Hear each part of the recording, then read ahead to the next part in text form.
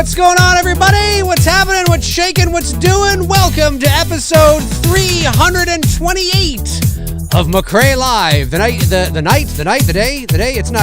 date today is Wednesday, April the 23rd, 2025, 7:14 p.m. Eastern Standard Time. My name's Dave McRae, coming to you live from the Voice Man Studios in Toronto, Canada. And Crystal Lake is underway, almost. They have officially entered pre-production, ladies and gentlemen. We're going to be talking about that. We're going to talk about Pamela Voorhees and why I think you need to pay attention. You need to love her. You need to give her a chance, folks. Are you ready to talk some Friday the 13th? The chat room is beginning to fill up here. Should be a good show tonight. Well, we'll see who rolls on in. We'll see if anybody cares. That's what I always say. We'll see if anybody cares. He's not talking Halloween. I don't really care about that kind of... Come on in. What are you doing, you lazy bums? Get in here. And let's talk some Friday the 13th in Crystal Lake. Let's do it.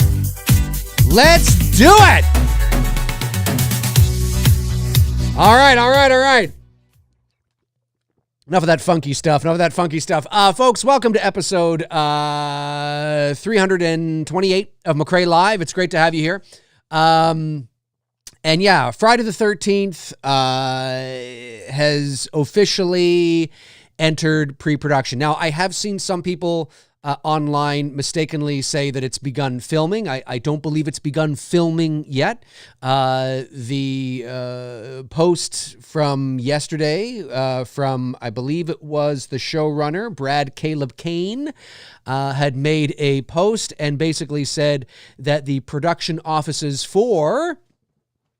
I got my little cushion here I'm sitting on, for Crystal Lake have officially opened. Now, for those of you that don't know what production offices are, every film, every project will open a production office, a temporary sort of, place where the offices for the business of the movie, because that's basically what each movie is, really. Like, what each movie is its own business, really, at the end of the day. I mean, so the production offices for this particular series or this particular movie, they have opened up their production offices for it. And once the season is done, they will close down those production offices and then perhaps reopen them again when if it gets picked up for a season 2.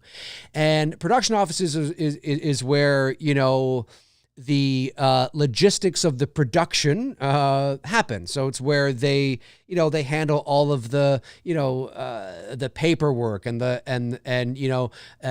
they work on the tax credits and where they look for, local crew and where the business of the production is handled. Right? Where the business of that specific production, whether it's a series or whether it's a movie or whatever the case is, that is where all that sort of stuff, that's like home base. It's like home base, right? It's like home base. You know what I mean? And they got people working in the production offices, the accounting department and, and this department and that department and handling this for the, the show or handling that for the, the movie or whatever the case is. Because like I said, every show, every movie is in a lot of ways its own business. And so they've opened up those offices. That's what that is. And you only do that when you are really ready to go. So I just want to make that distinction that they have not started shooting yet, but they are very close. They have moved into pre-production. So there is a very good chance that this thing's going to start shooting in the next couple of months. I mean, maybe even in June, right? I mean, it's Crystal Lake. You want that summer vibe, right? You want that camp vibe. So it's very likely that they will start shooting, this summer. But I just want to make that clear because again, I've seen quite a few. They started shooting. I don't believe they've started shooting yet. They've just opened up the production offices, which is a very good sign because you do not do that unless you are ready to go. This is not a situation where it's like, it's still, no, they've opened up production offices. So they are officially in pre-production. And just, again, please just think of the production offices as home base. That's where they handle all of the business side of this particular production. Because like I said, it is true. Every movie, every TV show is its own business, is its own thing, is its own risk, is its own venture. So just keep that in mind. So let's move over to the other screen here. And this is what they had to say. They said, Friday the 13th showrunner proclaims Crystal Lake production office is live. Well, I guess it's a weird word to use. Proclaim. I don't know. It kind of makes me feel like there might be some doubt. I mean, if the showrunner says the production offices are live, the production offices are live. Anyways, he proclaims it, but I don't really know. The Crystal Lake series showrunner Brad Caleb Kane has been hard at work preparing fans to return to Crystal Lake.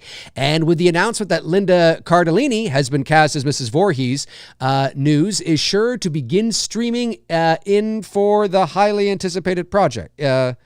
Mrs. Voorhees news is sure to begin streaming in for the highly... Okay, not quite sure that reads smoothly, but anyway, maybe it's just me. Today, Brad gave... This was yesterday. Today, Brad gave a brief update on Instagram that Crystal Lake production offices are live. This is spectacular news as the series is finally happening. And that's true.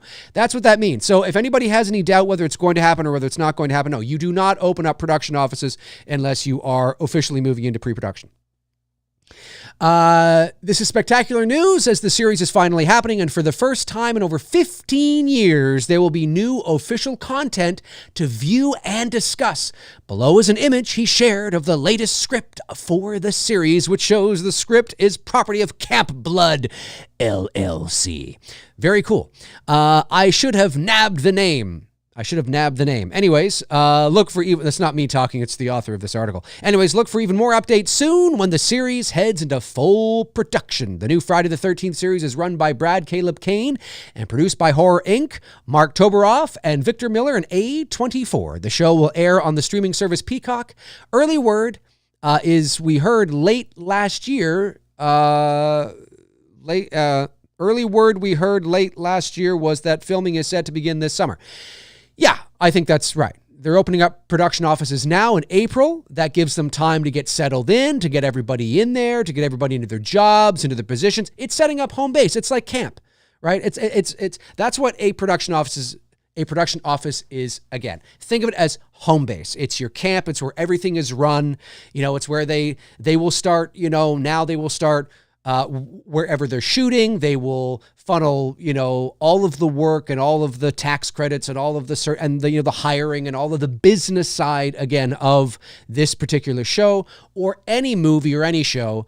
That's home base. That's where, they have set up base camp for the purpose, no pun intended, for the purposes of the show.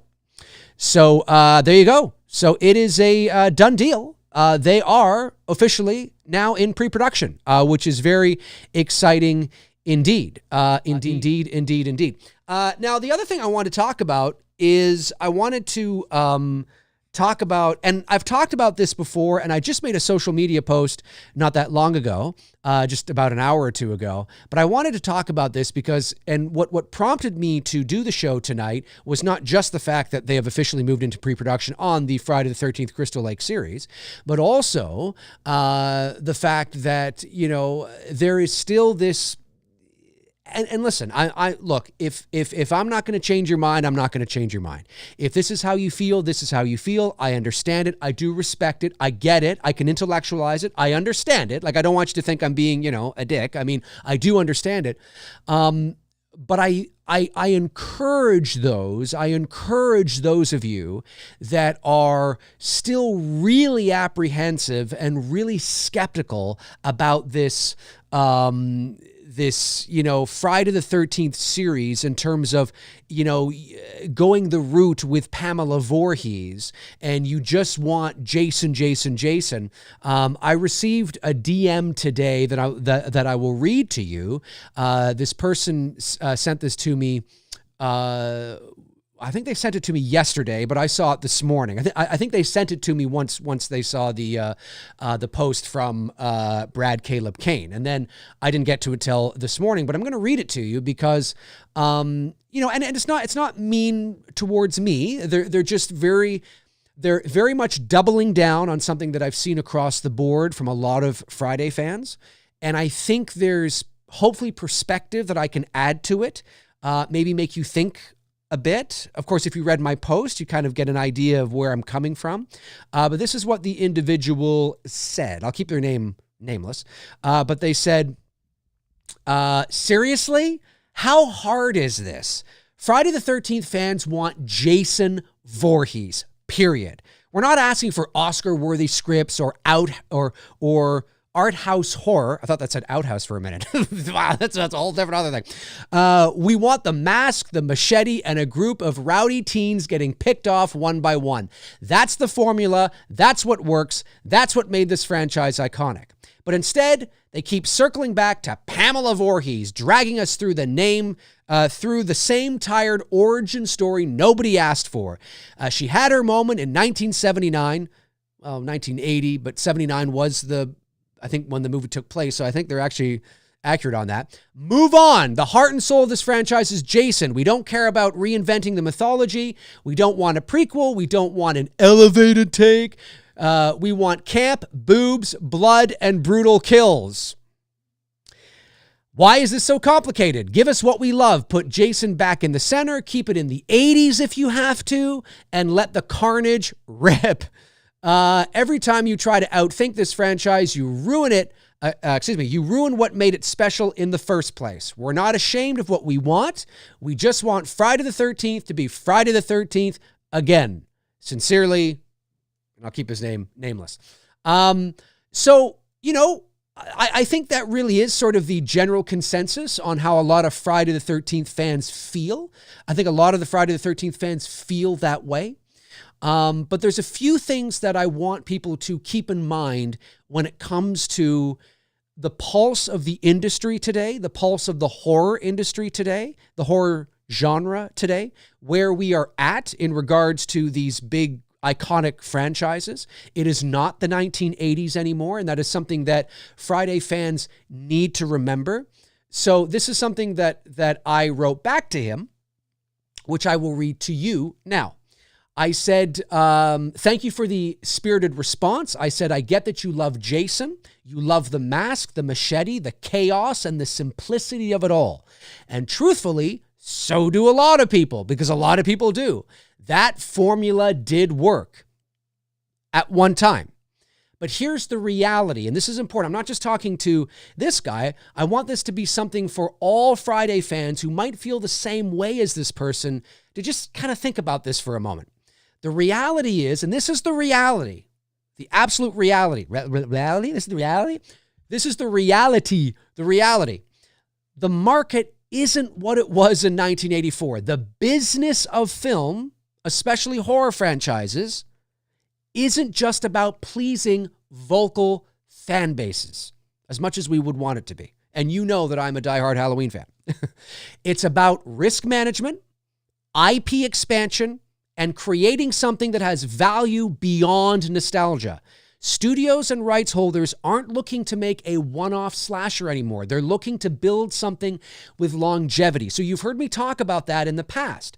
I've said many times that, listen, Teens, Tits, and Blood may have worked in the 80s, but today you might be able to get that in, one or two episodes. If they made a movie, a Friday the 13th movie, maybe you would get that out of one film. But there's not longevity in that. You can't just do that over and over and over and over like you could in the 80s, because it's not the 80s anymore. The market has changed. The business of film has evolved, and the horror genre has evolved. It's just the reality of where we are in show business when it comes to this kind of thing. So as much as, yes, we might be able to get one out of that, if you want Jason to be around longer than he was in 2009, we got to do something more than that. There's got to be more meat on the bone, as you've heard me say. That doesn't mean removing the DNA of Jason and making it some sort of pretentious, cerebral, elevated thing that has no remnants of Friday the 13th. That's not what I'm saying. And that's not what others who agree with me are saying. I mean, there's, two things can be true at the same time, right? There's a middle ground here. Anyway, I finish off by saying, it's not about ignoring the fans. It's about broadening the audience. This is the business side of it, right? Fandom is powerful, but it's not always big enough to support a $20 to $30 million movie anymore. And with streaming, international sales, and brand building in play, that's really important too. Building the brand. How can we do this? How can we do this? How can we do that? How can we do this? How can we do that? These decisions go beyond machetes and topless campers, okay? If done well, a fresh angle can enhance the mythos and lead us back to Jason with renewed meaning. So again, it's important that fans understand that, yes, at the core, the basic sort of, premise and the basic sort of very simplistic surface level DNA of what a Friday the 13th movie was, you are correct. It is just teens, tits, boobs. Well, that's tits. I think boobs is a nicer way to say it. Teens, blood, boobs, and body count, right? Yes, that is, but you can't just do that. Like I've seen so many people say, well, yeah, but you just need that. That's all you want. It's all just Jason and some machete. Yeah, that has to be part of it, but it has to go beyond that. Whether you like it or not, it ain't 1985 anymore. It's not 1987 anymore. It's not 1984 anymore. And I was a young kid in the 80s. I remember all that. I remember it, but it's not that anymore. But that doesn't equal. Now you have to make it a cerebral, pretentious, elevated. No, it doesn't mean that at all. That's a false equivalence. It's not like, well, if it's not this, then it must be this. No, it just means we have to take this and we've got to put a little more meat on the bone. We got to kind of elevate it a little bit, but that doesn't mean elevate it to cerebral, pretentious territory. It just simply means doing something a little more. And you know who agreed with me? Not agreed with me, but who agreed with my take all on their own and something they were going to do was the original showrunner who was attached, Brian Fuller, before he left. In his parting tweet, he even used the word elevated. So all of you Friday fans that were excited that Brian Fuller was on board, and I totally get why, and were disappointed that he left, well, he was going to turn it into something a little more elevated. Because he understands it has to be. We can't just run 10 episodes of Friday the 13th Part 3. I mean, we got to do something here. There's got to be something going on. There's got to be something. And there's an opportunity here to expand it. Now, what I said about Pamela Voorhees on social media today, I'll read that to you as well. Because this, I firmly believe this. I'm Team Pamela Voorhees. I always have been. You know I have been. And this is what I said on my social media page. I said, McDonald's. Pamela Voorhees is often treated as a footnote in horror history. But that's not because she isn't important. It's because she was never allowed to be important. Fans often dismiss a Pamela-centered Friday the 13th season of Crystal Lake as boring or simply say, I just want Jason. And hey, that's fair, right? I totally get it. Jason is the icon, the mask, the legend. He's the brand. I totally get it. But that knee-jerk reaction from fans reveals more about habit than the true potential. You see, Pamela isn't boring. She's underexplored. We've never really gotten to see what made her snap. What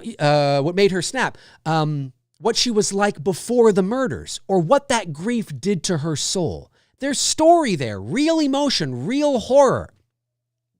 And here's the truth. And again, I touched on this a moment ago. And here's the truth. Studios aren't looking for simple slashers anymore. The market wants character, mythology, and stories that go deeper than body counts. A show can't just be teens, boobs, blood, and body counts and expect to last today.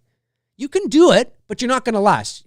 So all you Friday fans, if that's all you want, okay, All right, we'll give that to you. And then you'll be right back where you started, like, a year later, going, because people aren't tuning in or it just kind of failed. You need something there.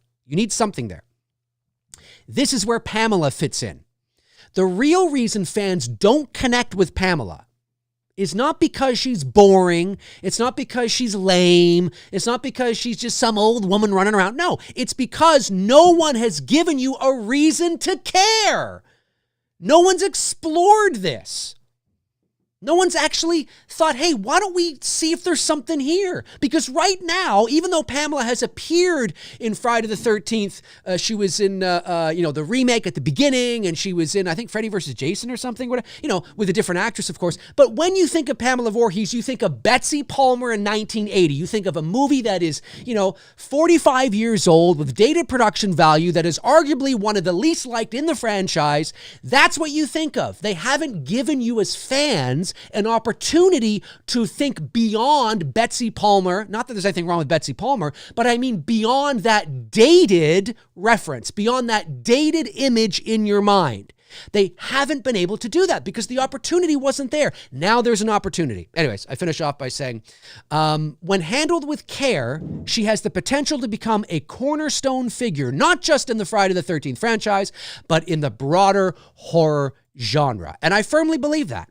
And look, could it fail? Yes, it could absolutely fail. But I think it is a bigger risk to just do teens, boobs, blood, and body count. I do. Could you get one movie like that? Yes, and you did.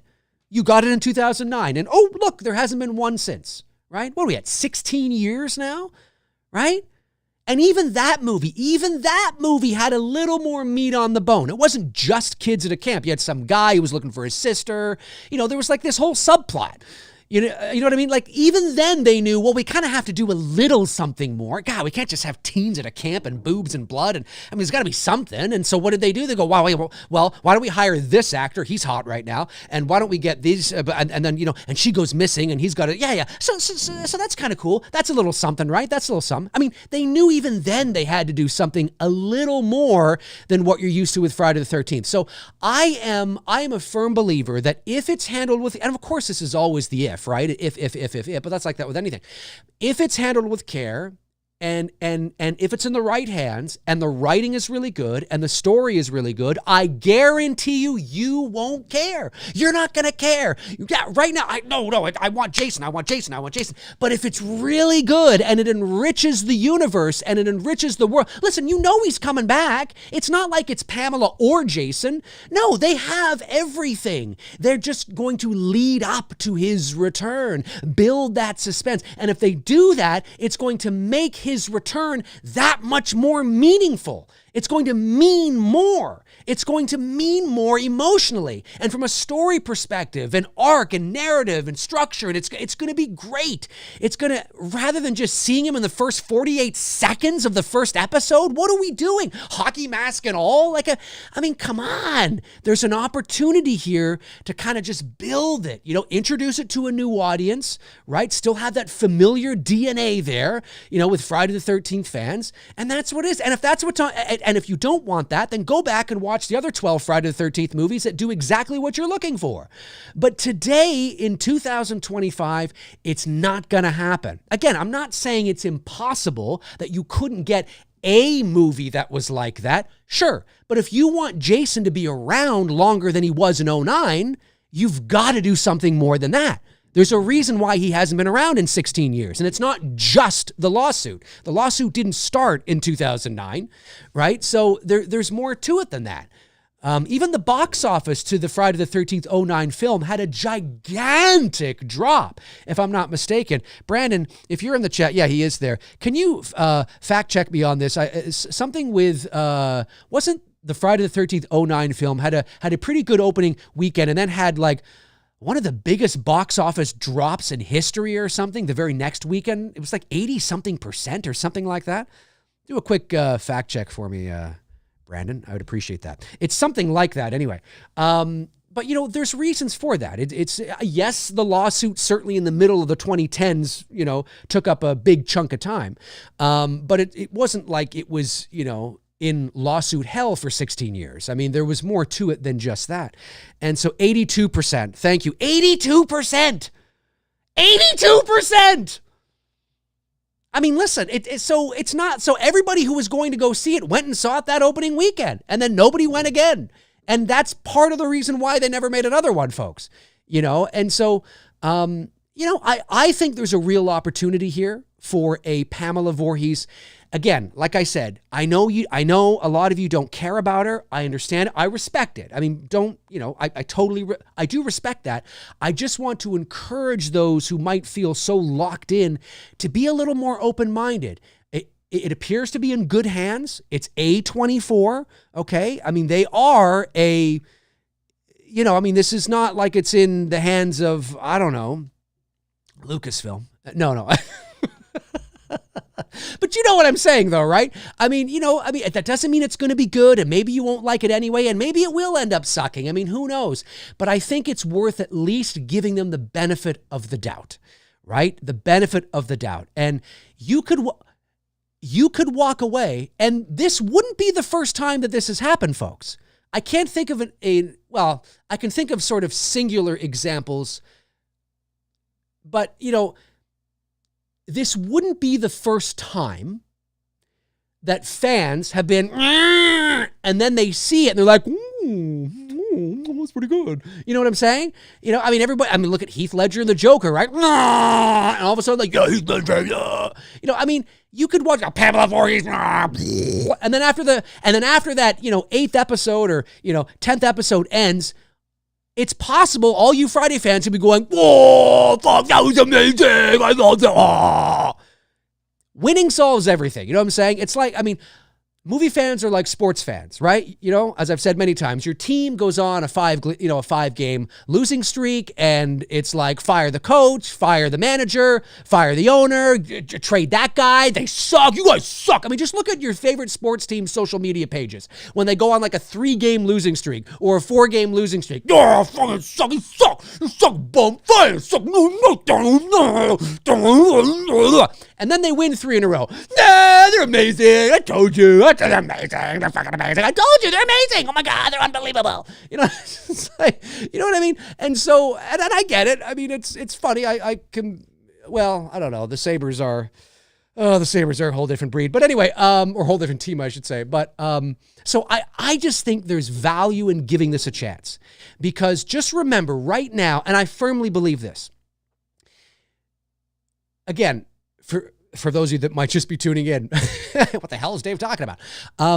Just remember that, I understand why you don't care about Pamela. Again, the only image you have in your head is of Betsy Palmer in 1980. I get it.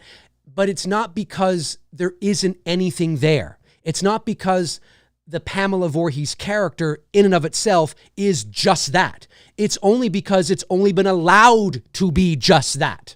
Right? You know what I'm saying? It hasn't been explored beyond just that. And you can't count the 2 little times or the time she showed up at the beginning of Freddy versus Jason or whatever it is. You can't include that. It's like we're talking about a real Pamela story here. And I'm telling you, don't be surprised. Now, maybe out of spite, you'll really think it's great and you're like, no, I can't admit it's great. That happens too. But hopefully you'll be open-minded enough to just take it how it is and be okay if hockey mask machete wielding Jason is not in it for the first season. Just let that be okay. Just kind of just take it as it is. And if it's building to something, and Jason's going to be in this thing, guys, they're just starting from a certain point of the story and moving in this direction. Now, some of you might think, well, Dave, if you're okay with that, how come you're not okay with them doing that with Michael Myers? And I've said many times, because Jason and Michael are built on 2 different foundations. Michael Myers is built on the foundation of, ambiguity and the enigma and the mystique of the unknown. Jason's not built on that. We know Jason's backstory. We know what kind of child he was. We know how he died. We know why he died. We know where he died. We know why he's evil. We know why he's doing what he's doing to these camp counselors. He's in this constant, perpetual state of avenging his mother's death. And, like, we know all this. So yeah, do a prequel. There's nothing there that you're only going to expand on it. Like you're unlikely to do a prequel with Pamela Voorhees and Jason and ruin it, like ruin the backstory, I mean, because we already know all about this. We know she was a cook at the camp. And there's lots of things that you could explore that we didn't know. With Michael, you run the risk of ruining that because the foundation is built on not knowing anything about why he's doing what he's doing, where he's going, what's going on, who the hell is he, why is he so evil, I don't know what's going on. That's what makes it work. That's what makes it work, right? So if you start doing a Michael prequel with him and Smith Grove with Dr. Loomis and, no, I don't want to see it. I don't want to see it. I don't need to know. You tell me too much about why he's doing what he's doing, where he's going, how he's peeing, how he's eating. I don't need to know all that. I don't know all that. And so that's a completely separate thing. Freddy Krueger, same thing. You could do a prequel series with Fred Krueger. You could, because we know about, I mean, again, when I say we know enough. Obviously, there's things we don't know, but we know, yeah, he killed kids. He was a child murderer. He lived on Elm Street. He worked in a boiler room, or he was a janitor, or whatever he was. We know about this, right? Freddy Krueger, although there is, again, it's not like their characters are devoid, of mystique and ambiguity altogether, but they're not built on the foundation of it. They don't rely on it as a character trait in a lot of ways. So I think it absolutely can work, and all it's going to take is them to deliver a really well written, really well written, really well acted, prequel series to Friday the 13th that shows Pamela, shows her relationship with her son, maybe the relationship with him and his father, right? Shows just all about the dynamics of that and the struggles she went through to protect her in a lot of ways. Because you see, you watch the first Friday the 13th, right? And I don't know about you guys, but I never watched the first Friday the 13th and have any real empathy for Pamela. Like not really. Like I don't really feel, oh, poor Pamela, she lost her kid. I mean, yes, that is sad, obviously, but I don't really feel it to any great degree. You have an opportunity here to turn Pamela almost into an anti-hero in some ways, right? Now, I don't mean that literally, like the Joker, or, well, not the Joker. What's his face? Why did I say Joker? I think so. I was talking about him earlier. Not literally turn her into an anti-hero, but turn her into more of an empathetic character where you can almost feel like, oh, I kind of know why she's doing this, or whatever the case, even though it's completely wrong. Like there's just opportunity to build on the character, to expand the mythos, to expand the lore. And I say go for it, because I mean, having a Crystal Lake TV series that is just about what? It opens up, it's the 80s, and you're just watching, like, do you want the series to just kind of be like, it's the 80s, and every episode is just a new bunch of kids? So, like, you're just watching, like, the old movies, but each movie's, like, an hour instead of, like, is that what we really want here? Is just, I don't want that. Look, you're going to have your death, you're going to have your blood, you're going to have your kills, but there's more they can do. And so I just encourage those to remember again, before we move over to the chat here, to remember again that the reason why you don't care about Pamela is because you haven't been given an opportunity to care. They haven't done anything with the character to make you care, because all you think about right now is Betsy Palmer, 1980, 45 years ago, in a Friday the 13th movie that you don't really like anyway, right? Now, I like the original. Some of you might. But I say that with confidence because the general consensus is the original Friday the 13th is not usually in people's top 5 favorites of the franchise. It's not. 6 will be before it. 4 will be before it. 2 will be before it. 3 will often be before it. 7 will be, like, I mean, 1 is usually at the bottom. So, she's in a movie you don't even really like, right? So, God, I'm stumbling over my words today. Because I was talking all day on the microphone, doing voiceover work. I think my jaw is tired. But that's, again, it's because, she's in a movie that you're not crazy on anyway, right? So just keep that in mind. There is an opportunity. There is an opportunity. And it would not surprise me at all.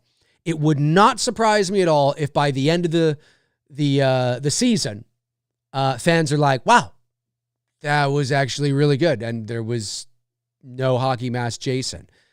They tease that it's coming. Maybe that's season 2. Maybe it's a cliffhanger like the end of Batman Begins when he turns over the card and it's the Joker. Joker wasn't in Batman Begins. It was the Scarecrow, right? Scarecrow?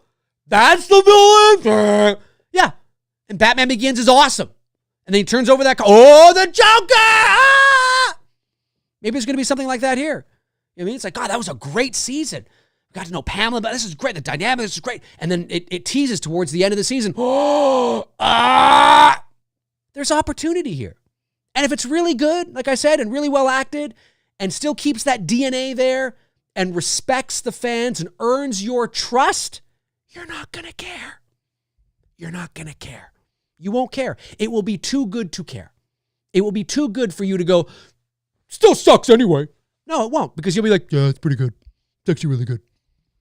And this has happened a lot throughout fandom and movies. I can't tell you how many times over the years I've seen people go, "This gonna suck. You know, this one, that person's playing so-and-so." And then like, "Oh, it's amazing." You know, and I get it. I totally get it. But I just think, let's give it a chance. Let's give it a chance. There's an opportunity here to make Friday the 13th even better. Even better. Even better. With the kills and the teens and the blood. I don't know about the boobs. You know, we're in a different time now, but maybe a little boobage. I mean, you know, side boob, maybe. I don't know. But we'll see. We'll see. And what's her face? Linda Cardellini. She's pretty cute. So, I mean, you know, this is a younger, attractive, you know, you'll be tuning in. If anything, for the easiness on the eyes. Let's go over to the chat room and see what you are all saying. I think a couple of super chats did come in. Movie Chat and More Part 2 sends in £2, says, "This is a terrible idea and will fail miserably. I categorically disagree with you, Richard, and hopefully I've given you reason to think." Brandon Collins sends in $5. Thank you, and says, "They tried that, and the 2009 remake had the sharpest second-week drop-off in mainstream film history with 82%. Audiences want at least some substance." That's right. That's right. And like I said, at the top of the show, again, let me go back to my message that I sent that guy earlier today.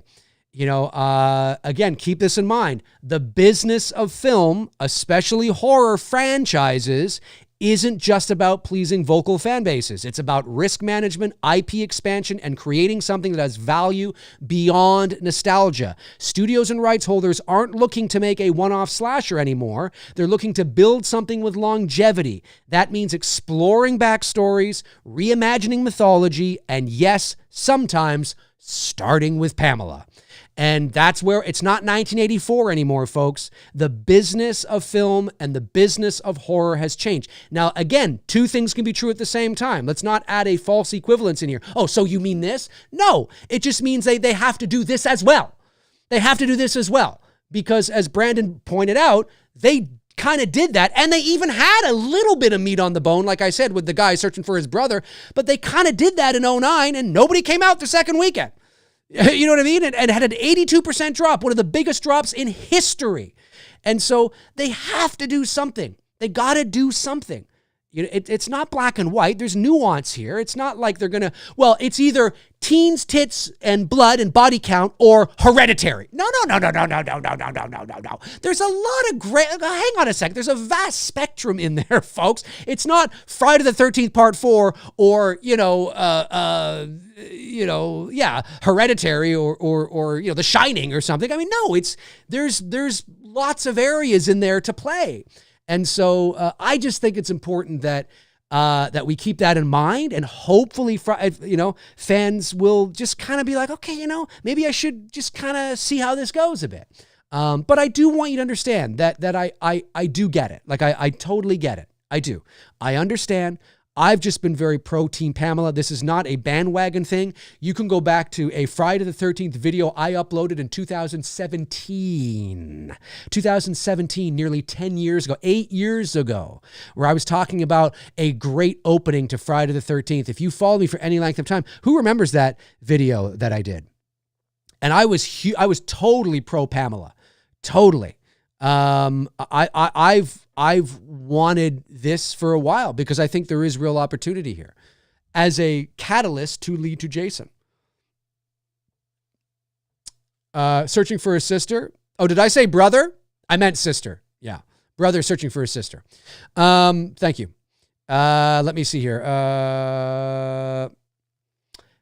Aaron Gilbert sends in $9.99. Thank you, Aaron. Says, hey, Dave, how's it going? In my opinion, Friday the 13th Part 1 is one of the best in the franchise. Had amazing atmosphere and very creepy. Excited to see how they handle Pamela. I couldn't agree more. I am a big fan of that original Friday the 13th film. People know that. I am. It is, I would say, yeah, it's one of my favorites. It's in the top 5. I used to call it a whodunit.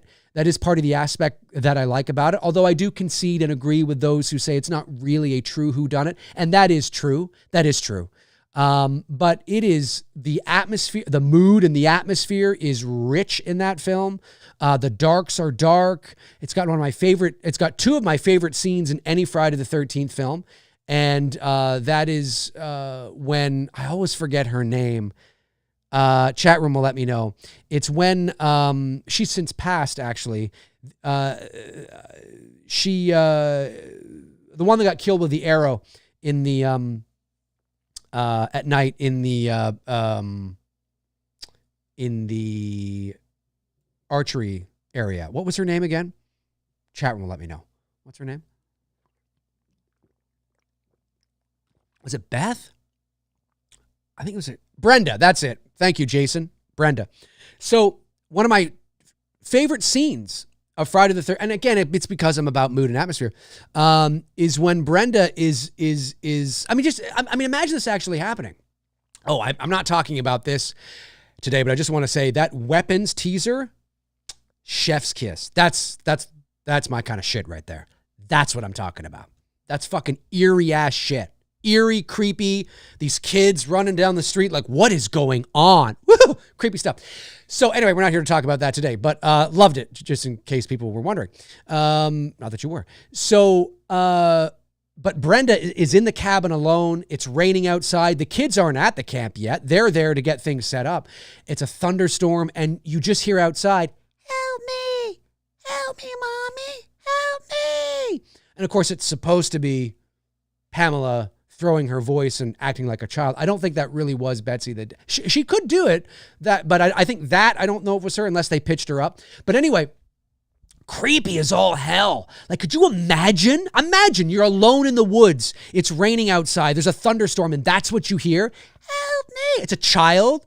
And then you look out your window and you see the weapons teaser. What's going on? No.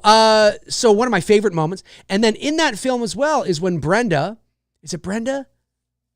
I think it's her again when she goes to the bathroom, not to the bathroom, but to the washroom area, and she's at the sink and she looks down that corridor, and the way that it's lit, and it's just kind of dark and it's lit right at the back, and you just see that hand on the other side of the curtain, and then the hand moves away. Oh, it's so good.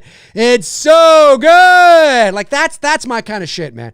And of course, it's an old school film, so it's got that old school, production value and that old school film stock, and it just kind of looks eerie and creepy, and and it's just, it's so great. I love that original movie. I think the mood and atmosphere in that original movie is fantastic. Absolutely fantastic. But of course it gets a bit of a bad rap because Jason became the icon, and it's, Pamela Voorhees. But again, there's a real opportunity here, and I'm very excited about it. So I hope that I hope it does well.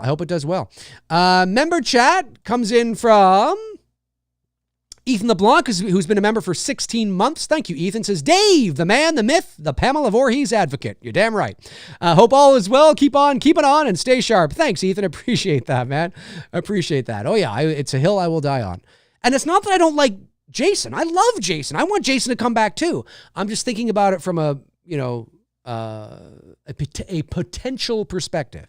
A potential perspective.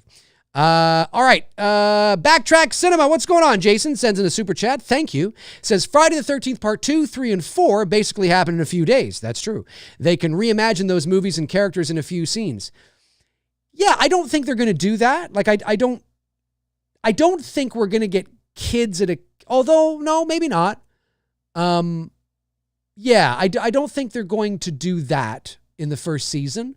But they could. I mean, they might do that and, tip their hat. But I don't think every episode is going to be kids at a camp, basically is what I'm saying. Like, not every episode. It's not episodic in the sense of every episode has a beginning, a middle, and an end, and the next episode is a beginning of something like a new story. I don't think it's going to be that. I think there's going to be a through line, obviously, through about 8 to 10 episodes running about 45 to 50 minutes each. And so therefore, you might get kids at a camp, but that might not happen until the 3rd or 4th episode. And it might just be sort of the backdrop of where Pamela is. It might just be sort of kind of in the background to the larger story of what's going on. What you want to do with the Pamela character, one of the first things you want to do, one of the first things I would do, working with a team that understood the mythology, is I would say, people don't care about her right now. They just, again, they just think of Betsy Palmer. They think of a movie that's 45 years old. There's a lot of people and even then, it's not like Betsy Palmer was a household name. I mean, she was, but in terms of, it's not like it's our generation, my generation, right? I'm 40, I'll be 46 next month, right? She was, from sort of the 50s, the 60s, right? And so, even at that time, she was like getting somebody old school to be like a Donald Pleasance in Halloween, right? And so, people don't have, they have this poor association, this lame, who's this? And one of the things that they've got to do is make us care. Make us care. Show us what we've been missing. Show us the shit we didn't even know we wanted to see. Show us that kind of stuff. And then we will begin to see the character of Pamela Voorhees as not just a cameo in the last 15 minutes of the original Friday the 13th with Betsy Palmer in a movie that we don't even like. I like it, but the general consensus is most Friday fans put it low on the list. No, it's going to be, Pamela Voorhees. Then maybe, I always forget her name, Linda Cardellini. Maybe Linda Cardellini is going to be the first person you now think of when you think of Pamela Voorhees, right? That could happen too, right? That could happen too. And so one of the jobs of the writers is to write a story that is organic, that is authentic to the character, but allows the viewer the opportunity to care, to see the character in ways and learn things about the character they didn't know before. And then you will start to, eventually, you will start to begin to develop an emotional attachment to the character that you thought wasn't possible because you just keep thinking about that Friday the 13th movie you don't even really like anyway, and Betsy Palmer and a dated 45-year-old movie. We got to go beyond that. And I have no doubt that's one of their goals. And we'll see if it happens. Alex C. sends in $5, says, I'm a casual fan, no emotional investment in the franchise, but your take has increased my show interest. Linda is talented too, so they're serious. Amazing. Awesome. I'm interested. Hey, look, Friday the 13th isn't I wouldn't say I'm a diehard fan like Vincent DeSanti is. But again, I'm nearly 46. I grew up through the 1980s as a young boy. I grew up, as a little kid when these movies were actually coming out. I remember them coming out. I remember renting them. My older brothers, who are a lot older than I am, who were the real target demographic for it, they would go to the theaters with their friends to see it. I would learn all about it through them. I remember, all the time. My brother Neil had a friend in high school who was an amazing artist and who could draw, just amazing. And he drew me a Freddy Krueger caricature, and I loved it. I had it on my wall, and I think he did one for Jason too. And this is in the thick of it. This is when there were probably only 2 Elm Street movies and, 4 Friday movies, or no, a lot more than that. Maybe 6 Friday films at that time, because maybe this was about 85, 86. But yeah, like, I mean, it's like, I get it, but it ain't the 80s anymore. And, it's not just about appeasing fans. That's why, it's not the only reason why, but one of the reasons why they will often, it depends on the studio, but they will often show so much in trailers is because it's not about you. Like I've often said, I mean, everybody here, they could just release one Halloween trailer and all it would be is a black screen, Michael breathing, maybe a little bit of a synth something in there, and then just the title, Halloween. It's 10 seconds long, and that's it. And we'd all be like, whoa! And we'd be there first in line buying a ticket opening night, right? They know that. But a lot of the marketing is not for us. It's for your next door neighbor. It's for the T-ball dad and the soccer mom and the, who like movies, who have kids. It's about expanding it. How can we expand it? What can we do? How can we market it to not just fans, to fans? Yes, of course, we don't want to forget them, but we have to kill a couple of birds with one stone. And so that's where we are now. That's where we are now in the business of movies and IPs and franchises and marketing and all that. And so, if all you want is just a Friday the 13th Part 3, you're not going to get it. Not today. Not now. It's not going to happen. And you have it. If that's what you want, you go back and watch it. But now there has to be more meat. There has to be. But that doesn't equal Hereditary, The Shining, and, what's another psychological horror film? Why am I blanking here? There's been a ton of, The Night House or, whatever the case is. It doesn't mean that, right? There's a lot of room in between. For some reason, people tend to make that leap. So you're not going to do that, so you're just going to make it this. It's like, no. It's like the internet, when you say, I really love apples. Oh, so you don't like oranges, pears, and bananas? Is that what you're saying? What the fuck's wrong with oranges, pears, and bananas? No, I just said I like apples. Yeah, but basically what you're saying is that you don't like oranges, pears, and bananas. And it's like, no, I just said I like apples. Like, what's going on? Why are you doing that? So yeah, I think it's the term elevated as well. I think the term elevated has a bad rap. And really it is just the 21st century of saying psychological. Really, that's what it is. Elevated's not a bad thing. And there's a spectrum even in elevation, right? Think of it like an elevator, right? You can take it all the way to the top, right? You can get something like, The Shining or 2001: A Space Odyssey or some real deep psychological, like, wow, that was great. Or you could get something maybe a little more palatable, like in the middle, like The Night House, or, even The Invisible Man to a degree had a bit of psychological horror in there. There's floors to these things, right? There's levels to these things, right? It just means elevating it above where it was, right? It doesn't mean taking it all the way to the ceiling. It just means we have to elevate it beyond the floor, right? Because the original Friday the 13th movies, as much as I love them, and I still love them today, are B-movie, schlocky, bottom of the basement. They are. And they're great. But, today, we're kind of like, yeah, we kind of have to... We should probably think about lifting it off the floor. Come here, Bob. Come on. Let's get you up off the floor. That's it. There you go, Bob. You okay? You all right? No, I know. Listen, I know you love being on the floor, but why don't you come to the couch? Yeah, we'll just get you to the couch. Yeah, that's it. We'll get you to the couch. There you go. Put your feet up, Bob. There you go. Bob's got his feet up now, and now he's on the couch. That's all it means. So, again, and that's what Brian Fuller meant to. Right? He didn't mean turning it into something Friday the 13th isn't. Before he left, he was talking about elevating it. He used that word, elevated, because he knew I can't just come back and hire a bunch of actresses and expect them to take off their tops and splatter. There's got to be more here, folks. We got to do something. There's got to, what I mean? And so I think there's real potential. Josh McKenna sends in $10 or $9.99. Thank you, Josh. And says 200 was there a character's death in a movie? Was there a character's death in a movie or series that you got really emotional about? I have a few. One was relatively recent, so I don't want to say anything. Well,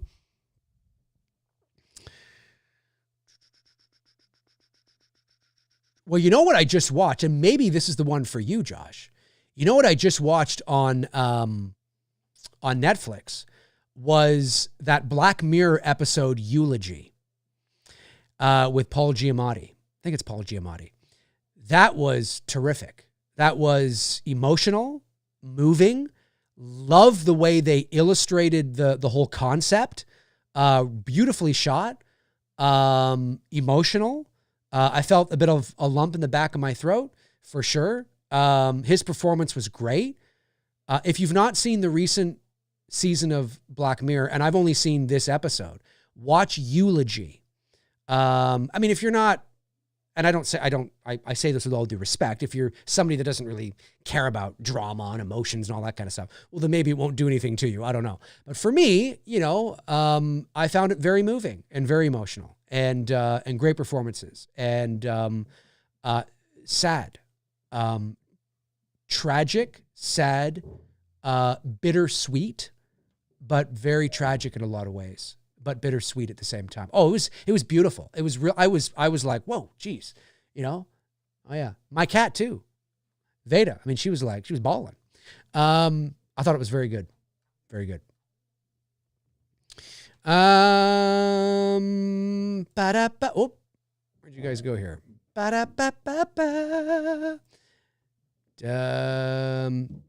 Let me see here. Did I get all the super chats? I think I did. I believe so. I'm not missing any. All the super chats and the member chats. Chats. I think I did. Folks, there's 100 of you in here, and there's only 31 likes. Please hit that like button. I would really appreciate it. It's free, and it helps the algorithms on YouTube. Helps push the channel out, or the channel and the show. Bobby Hall says, if you say you like apples, that means you literally hate everything that isn't an apple. It's true. It's actually true. It actually is true. Let me see here. Brandon Collins says, Paul Giamatti is a hell of an actor. I'd watch him play anything. Watch Eulogy if you haven't already. I don't know what episode it is. It's the latest season of Black Mirror. It's called Eulogy, and I just thoroughly loved it. I thought it was great. I thought he was great in it. I thought the concept was great. I thought what they did was great. The ending moved me. I was like, wow, damn, man. I would love to make something I would love to make something like that moves people like that. It was great. Movie chat more. Richard, $5 says, Late Night with the Devil, drop, Heretic, all ruined by unnecessary convoluted plot points. I'm nearly 45, and I guess I just missed simplicity. I disagree. I disagree with Heretic. I haven't seen Drop yet. I disagree with Late Night with the Devil. I don't think Late Night with the Devil was what people were expecting it to be, and I think that's partly why maybe didn't resonate quite with people. I think one of the things I heard with Late Night with the Devil was they were expecting it to be scarier, maybe a little more Exorcist. But I thought it was competently made. I thought it had some nice moments. I thought it was okay. I didn't love it, but I thought it was okay. Drop, I haven't seen yet. I really liked Heretic a lot. I thought the ending got a little cliche, we'll say. But overall, I thought it was beautifully paced. I liked the performances from both young actresses. I thought were great. One in particular that I was like, I was thinking about for future projects. But I liked their dynamic, really enjoyed them. I thought Hugh Grant going against type was fantastic. And I enjoyed the movie. I did. I didn't think it fell I don't think the more cliche horror, we'll say, towards the end ruined the movie. I don't think it didn't go so far that it ruined the movie for me. But I quite enjoyed it a lot. For sure. I did. So I'd have to disagree with you on that. I think, look, there's nothing wrong with liking simplicity. There's nothing wrong with liking simplicity. It's about, understanding that by doing the same, like, again, you have to remember, this is show business, right? And studios and streaming services know that we can't just do that. If you literally, if you just want, the series opens, it's kids getting into a van, going to Camp Crystal Lake. It's Jason, ha ha ha, kill, ma, killing and boobs and sex and music and crazy dances from, what's his name? Crispin Glover, from Friday the 13th Part 4, and they're doing this, and, ha, and hockey mask, and kills, and this and that, and crazy old Ralph, you're doomed, and what are we doing? What's the point of doing that? Like, if we're not going to actually elevate it, again, think of it as an elevator shaft, right? You can take something off the floor and put it on the couch. We're not asking you to put it on the top of the Empire State Building, because they also know that. They know that there is a foundation, there is a fabric, there is a DNA that you can't remove. You can't just take the DNA out and make Friday the 13th the Babadook or Hereditary. That's not what they're saying. They're saying we've got to lift it up off the ground because people aren't going to go watch it. Well, I'll go watch it. Yeah, because you're a Friday fan. But they don't want to just appeal to you. They want to appeal to as many people as they can to make money. And of course, this is also not at the box office, but I'm speaking in a general sense, right? They want you to tune in. They don't just want Friday fans to tune in. They want people to tune in who like horror movies. They want people to tune in who just like a good story with great characters. And wow, this is about this, woman in this, and it's Friday the 13th. Holy shit, this is fantastic. They want to get everybody on board, as many people as they can. And so they can't just deliver what they did in the 80s. It's a different era now, folks. It's a different time. And it's more difficult to get actresses, well, maybe not Sydney Sweeney, but it is more difficult to get actresses today to take off their tops and be in sex scenes in horror movies, in movies in general, because the pulse of the industry has also changed. And, 40, 50 years ago, there were a lot of actresses that felt they needed to do that to advance their careers, or they needed to be in a horror movie because horror movies get seen by people. And, it's not like that anymore. That thing where I got to do this or I'm going to go nowhere, the Harvey Weinsteins are starting to get weeded out, right? And so, actresses are having more self-respect. And it's not that Sydney Sweeney doesn't have self-respect. I'm just saying if it's properly motivated and it makes sense, it's part of the story, fine, whatever. She's willing to do it, that's great. But I'm speaking in a general sense that you can't just have, that anymore. Like, you've got to do something. You got to do something. You got to do something. Have I got all the super chats? I think I do. But Dave, I see that there.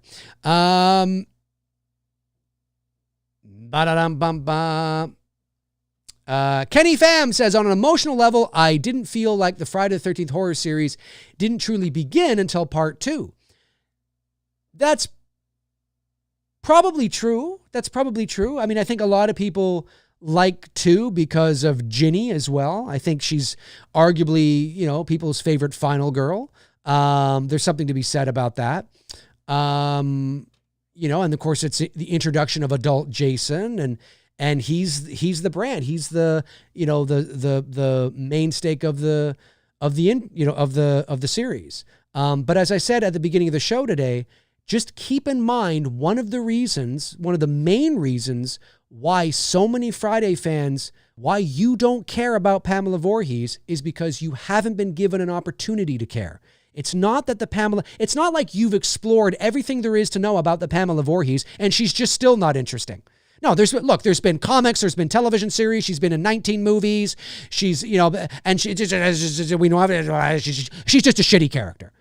No, that's not it at all. Like, that's to the absolute contrary. And that's part of the problem. And she's Jason's mom, right? You know what I mean? And so, I stand by this. If they deliver something that's really good, and then now fans won't be thinking about, 1980s Betsy Palmer in a movie that you don't really like. You're not going to be thinking about, because again, psychologically, that's what you think of. You think Pamela Voorhees, you think of, the theatrical acting and the, choreographed fighting and the 80s, production value and in a Friday movie you're not crazy on. That's what you think of when you think Pamela Voorhees. Well, that doesn't exactly bode well and champion the Pamela Voorhees character, right? Psychologically, sociologically. It doesn't make the character attractive when it's such a dated thing at the moment. But you introduce, Linda Cardellini. I want to say Belinda Cardellini. Linda Cardellini. Oh, she's pretty cute. She's pretty cute, right? Younger Pamela Voorhees. We're going to explore the backstory. And mark my words, if this is good, and that's the real catch here, if this is good, if it's good, then you're going to have a whole new image, a whole new, person in your mind, a whole new character, not a whole new, well, yeah, to some degree, but a whole new image and a whole new reference, to Pamela Voorhees will now be embedded into your psyche if it's good. And I think it's a risk willing to take, because what's the downside? It's not good. Okay, well, you're not a big fan of Pamela Voorhees anyway.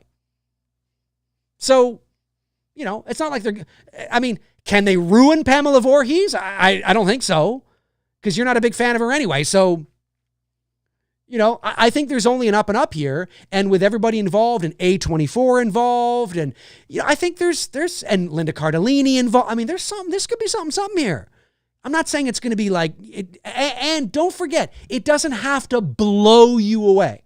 It's not a 10 or it's shit. Let's not adopt that attitude either, right? It can be more than that, folks, right? Even if it's a 7.5. Oh, you know what? Show was pretty good. It was pretty good. It doesn't have to blow you away. It doesn't have to be the greatest thing you've ever seen. It doesn't have to, be nominated for 45 Emmys and, no, it just has to be good. Good. Where everybody goes, you know what? That was good. I actually really enjoyed that. They did a really good job. I'm actually looking forward to season 2. I hope they get a season 2 because I'd love to see where this goes. That's all it's got to do. So I hope some fans won't be spiteful and be like, no, it's got to be amazing or it's shit. Because that tends to be how we look at movies today in the world of fandom. You know what I mean? Like you give something an 8 out of 10 and they're like, why'd you hate it? What do you mean, why'd I hate it? I gave it an 8. I hate it. I didn't hate it. I gave it an 8 out of 10. Yeah, but how come it's not 9? Well, because I just didn't feel it was a 9. But an 8 out of 10 is really good. Not my world, buddy. Like, all right. I can hardly talk today. I'm fumbling over my words a lot. I was doing a lot of voiceovers today. So like I said, I think my jaw is just exhausted.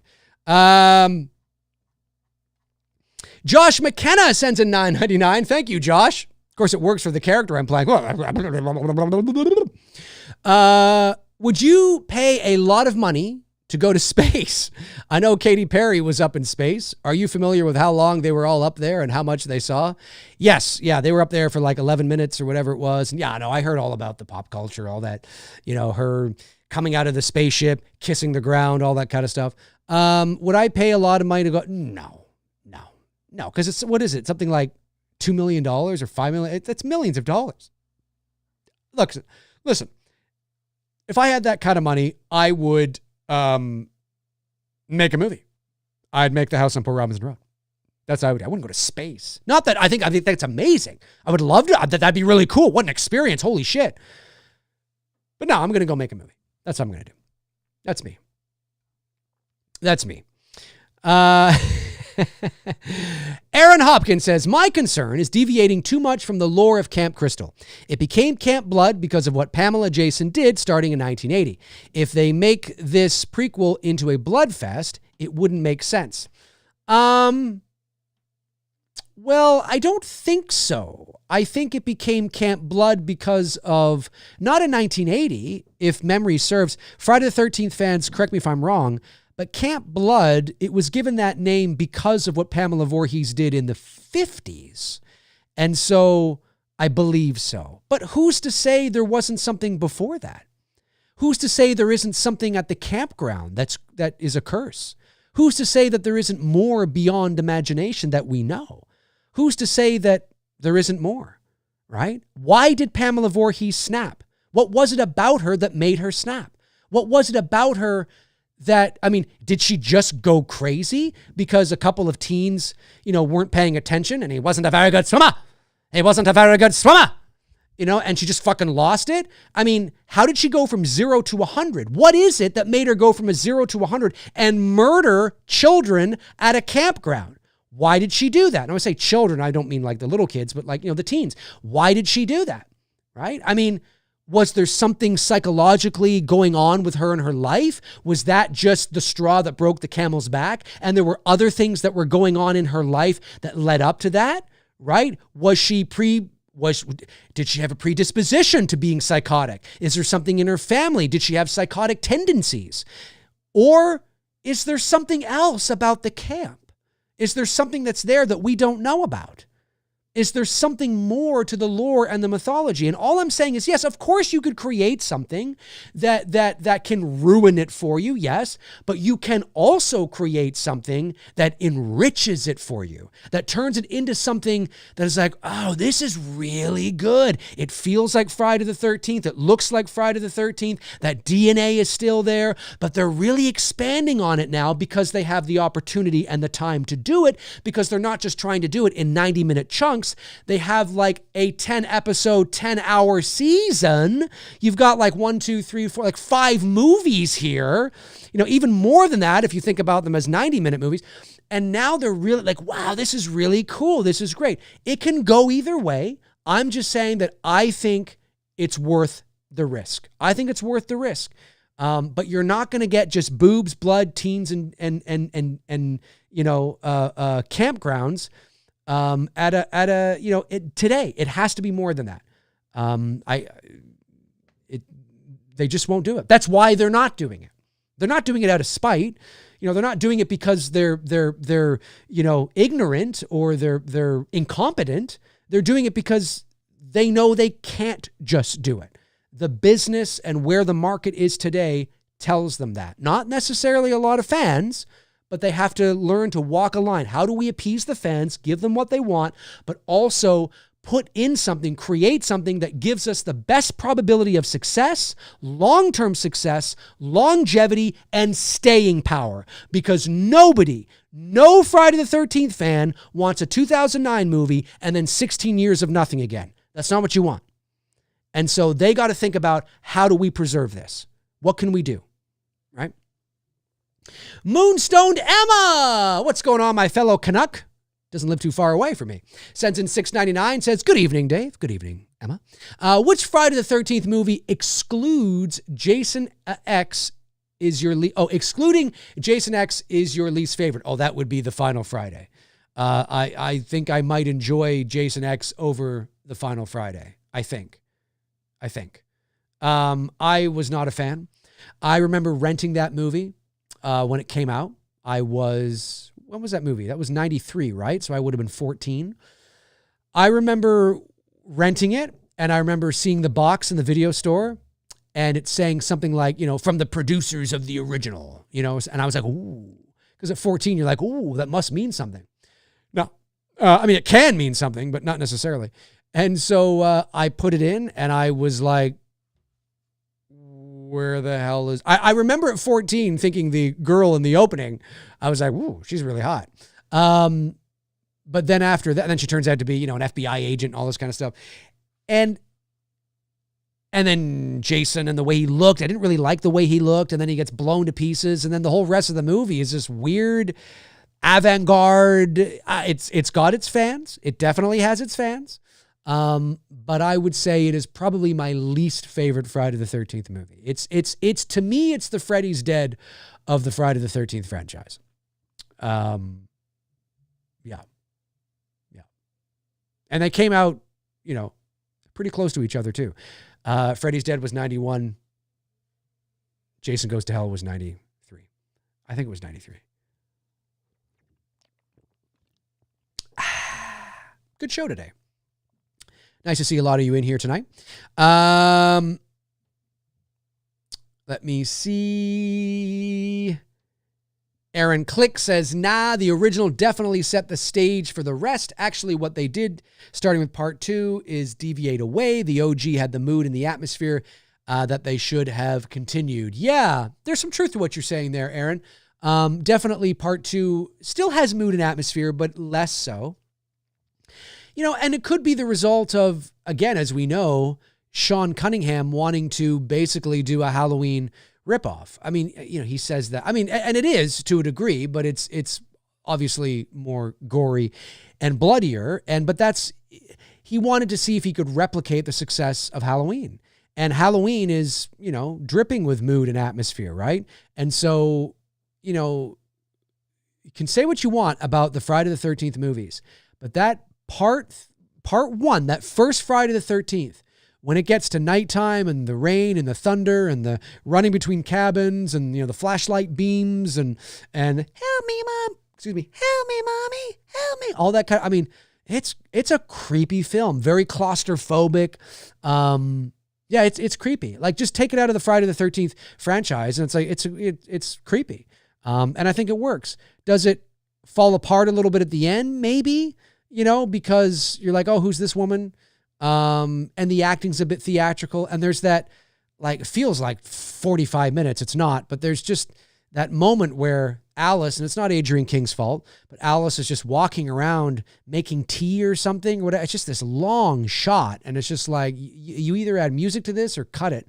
The opening of part 2 felt the same way. Halloween 2 with Mr. Garrett. And I didn't find out till years later, and I don't like this, and maybe, well, no, it would. It would get more backlash today if it was cute and cuddly. But snakes, depending on who you ask, of course, but snakes are generally not seen as cute and cuddly, and they actually killed a real snake in the film. That snake that they chop up in the film, it was a real snake they actually chopped up. They murdered a real snake on camera. And I found that out years later, and I remember thinking, why would you do that? Like, why would you, like, you could have gotten a prop. Like, why would you murder this real snake? That's awful. That scene, it really bothers me. I'm a big animal person. And so I'm just like, yeah, I know it's a snake and it's not furry and cute and cuddly, but it's still a fucking animal, you know, it's still like, why would you, like, you didn't have to do that. They did not have to kill the snake. You could have just had them go like this, come down and just, it's off camera. Nobody would have cared. Nobody would have been like, oh, they killed the snake off camera. No, nobody would have cared, right? I'm just like, that, it bothers me to this day. I'm like, that fucking bothers me. Why did you do that? You killed the snake on camera. It's a different time, a very different time, low budget indie movie. Nobody's, screening these things. I mean, they got away with it. Nobody said anything. But I'm just like, it kind of bothers me. It's too bad. It's too bad. Aaron says, yeah, the snake kill was completely unnecessary. 100%. Because it's a real snake. They actually killed the snake. I mean, you don't cut the snake in half and it lives. I'm just like, holy shit. Awful. It always bothered me. Again, like I said, I mean, had it been a puppy or a cat, yeah, they couldn't have done that. Snake? No, it's just a fucking snake. Doesn't matter. It's a snake. Just get a prop, get a rubber snake and hack it in half. There you go. Done. Like, it's so ridiculous.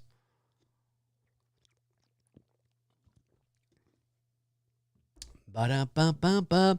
Yeah, Brandon says, Sean has never lied about what he was doing with Friday the 13th. He was 100% trying to rip off Halloween. He freely admits it. He does. He does. He views films as a means to make money and isn't an artist. Yeah. Well, yeah, that's true. There's a bit of that for sure. Bobby Hall says, yep. Total assholes for killing the snake. I also heard that they killed a lot of rattlesnakes during the production during part 3 for safety reasons. Why not relocate them? Yeah, I haven't heard that, but that wouldn't surprise me. Yeah, I mean, look, if it's one thing if your life is in danger. Yeah. but you brought a snake in for the purposes of killing it on camera. That's just ridiculous. Wouldn't fly today, I'll tell you that. All right, have I got all the, I think Moonstone Emma was the last super chat, if I'm not mistaken. I just want to make sure. No more member chats or super chats. I just want to make sure. I'm not 100% sure. Hang on. Let me scroll here. Let me scroll. Yes. Ba-da-ba-ba-ba. Yes, I got them. Moonstone says, I didn't know that. I won't be able to watch that scene the same. Gross. Yeah, it's true. I haven't watched the first Friday the 13th in a few years, but I remember the last time I did actually fast forward. I skipped over it. I did. I'm like, now that I know that I'm watching a real snake be hacked to death for no reason, because it wasn't even I don't even think it was a venomous snake. I mean, they might have pretended it was for the movie, but I don't think it was. And even if it was, what are you doing? Anyway, yeah, no, I skipped over it. Jay Diamond says, I didn't know that about the snake, Dave. I'm watching Friday 5 right now. Ooh, nice. Friday 5. Ooh, babe. Oh, no, that is part 5. Is that part 5? Yeah, that is part 5. Or no. Is that part 5 or 6? That's 5, right? Ooh, baby. Ooh, baby. Yeah, it is part 5. Josh McKenna, $9.99. Thank you, Josh. Says it's weird that they did that to a snake. Are you surprised the filmmakers didn't get canceled over that? Why didn't they get canceled for that? Well, I mean, Josh, it was 1980. Canceling people was not a thing, and it was a low budget horror movie that, had probably very little oversight, and they probably didn't say anything. I mean, again, it's a low budget indie film. I mean, not indie, obviously Paramount distributed it, but I mean, like, very low budget, not a lot of oversight. It was 1980, much easier to get away with that kind of stuff. Now you couldn't get away with that. It'd be very different. The Bad Case sends in $4.99. Thank you. Says, hey, Dave, what age do you think Jason will be when they introduce him in the show? Good question. I'm going to say like maybe 12 or 13. I mean, you might start with his birth maybe. You know what I mean? But I don't think you're going to watch him like grow up as an infant and all that kind of stuff. I think if they do start with that as like a prologue, I think they will quickly fast forward to, present day in their universe. And I think Jason will probably be like, between 10 and 12, maybe like a year or two before the incident or something. That's my guess. I don't know who's playing Jason. They haven't announced that yet. They would know. I would assume by now. Maybe not. They're actively looking for him if they haven't already cast him.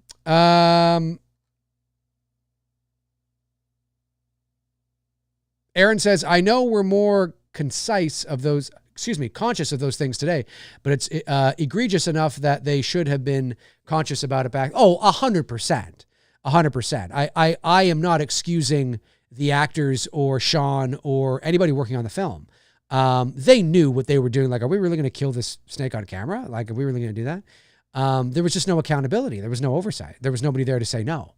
That there were no rules. I mean, look, even child labor laws on film sets in 1980.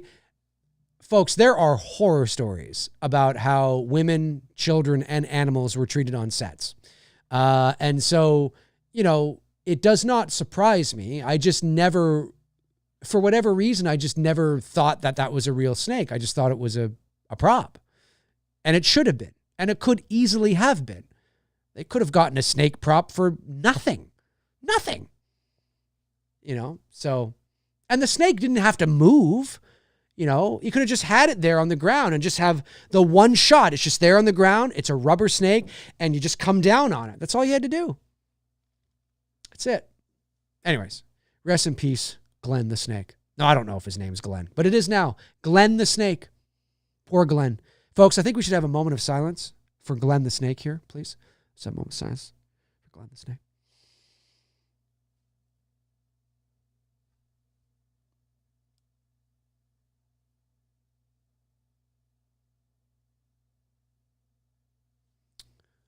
That's it. There it is. Glenn the snake. Moment of silence. Actually, hang on. Hang on a sec here. 1 second here. We're going to have a moment of silence for... moment of silence, ladies and gentlemen, for Glenn the Snake. We're going to bring him up here. I don't know if this is really him or not.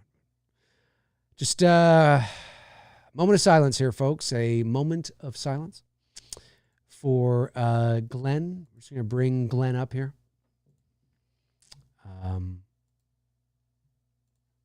There he is, ladies and gentlemen. Oh, hang on. Where is he here? He's not... oh, there he is. Top corner. Moment of silence, folks, for Glenn the Snake.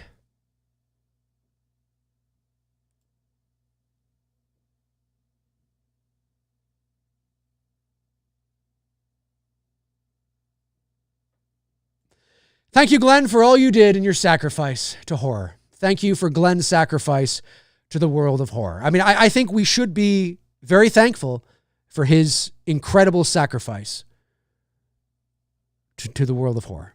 Rest in peace, Glenn the Snake. All right. Scared Straight Productions says, Dave, the Twilight movie Vic Morrow, holy shit, how aren't they in jail?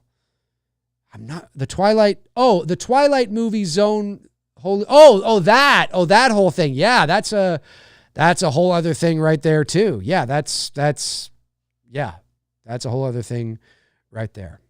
And look, I mean, you know, again, I haven't made a studio picture, but when I did make, especially Chapter 2, Billy Chapter 2, because it was a full-scale union shoot, I mean, it's no fucking around. There are strict rules and regulations in place.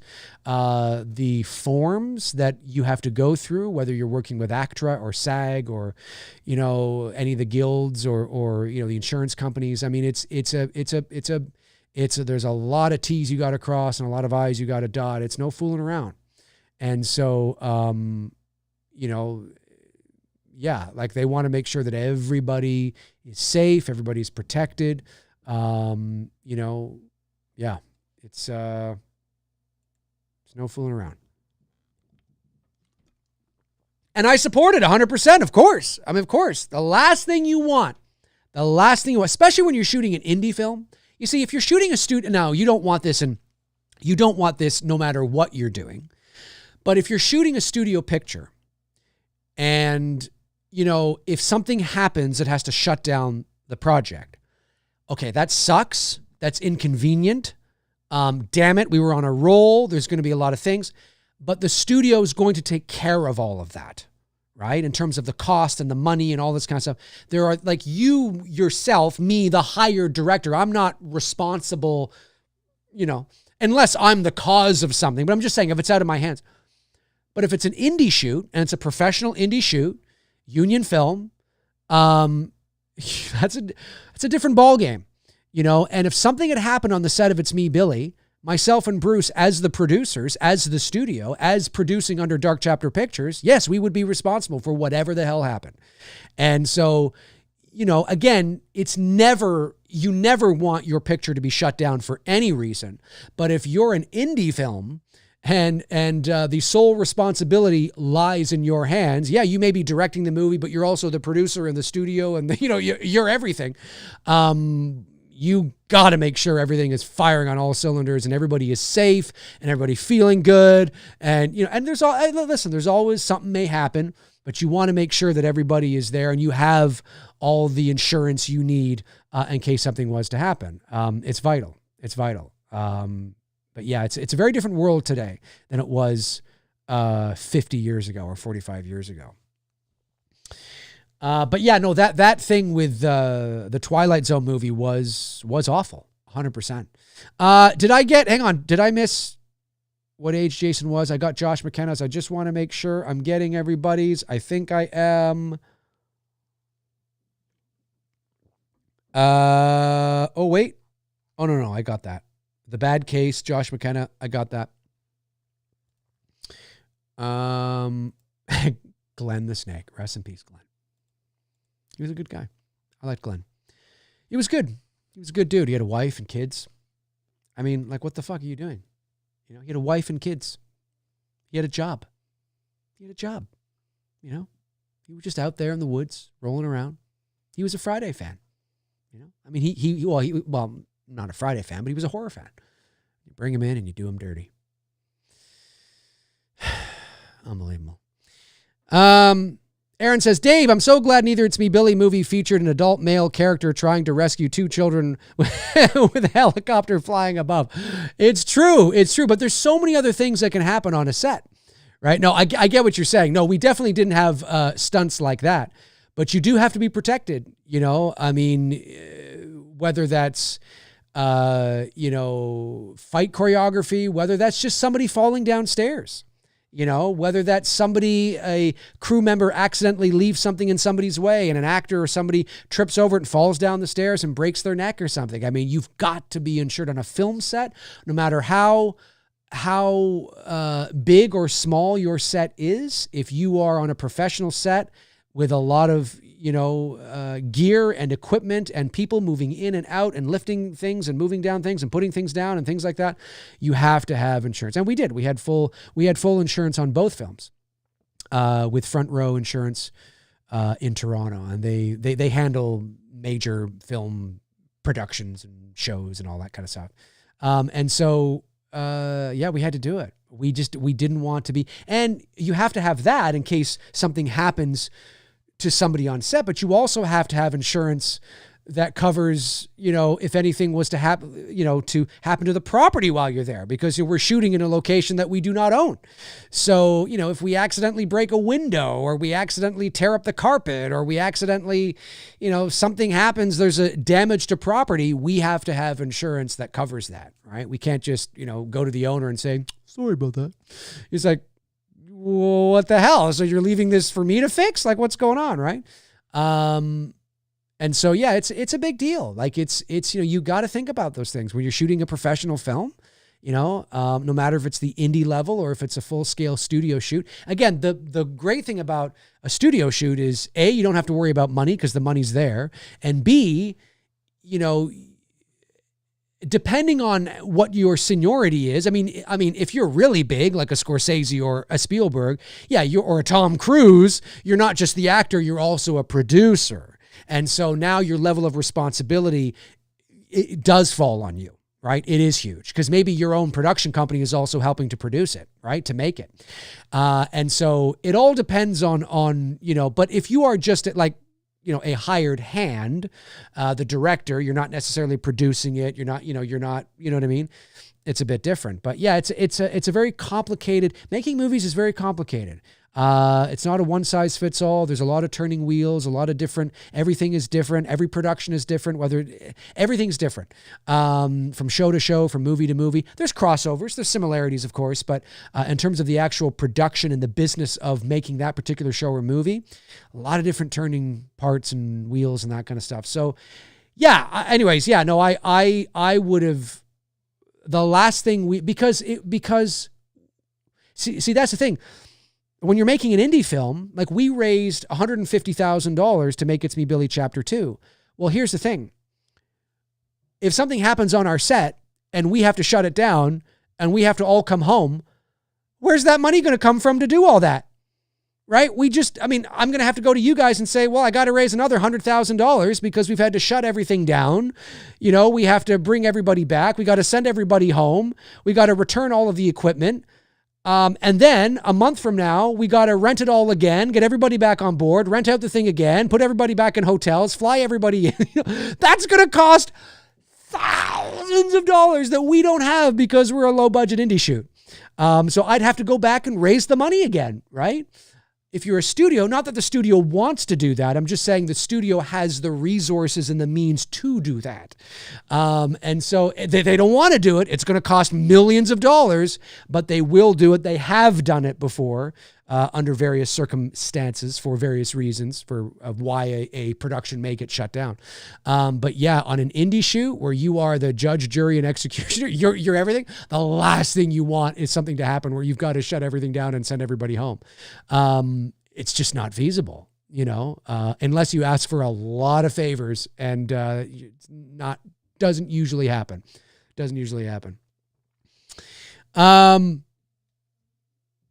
Mendel Goodman says, Dave, do you think that in the OG, Michael had an infatuation with his sister, and when he saw someone with his sister, he killed her out of jealousy? Then 15 years later, he went after teens that reminded him of her.